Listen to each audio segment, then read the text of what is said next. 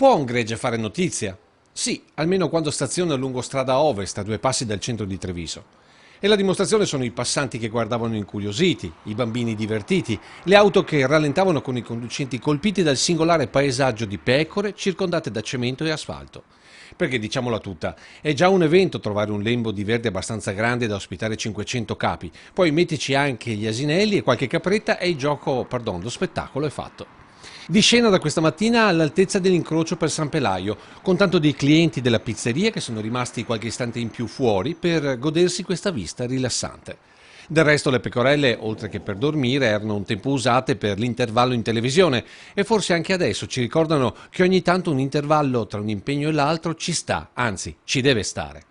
E per chi si chiedeva come mai proprio qui alle porte di Treviso, la risposta è semplice. Sfalcio erba semplice, ecologico e contemporaneamente fertilizzante per il terreno e tutto a costo zero. Non proprio come a Ferrara, dove il gregge è stato ingaggiato dal comune per mangiarsi l'erba in eccesso sotto le storiche mura, ma l'idea è quella. Un esperimento che probabilmente verrà proposto a Casugana anche per altri spazi, con buona pace di Contarina, attuale responsabile del verde pubblico. Gregge classico sì, ma anche tecnologico, con retine discrete che evitano alle pecore più intraprendenti di allontanarsi dal gruppo.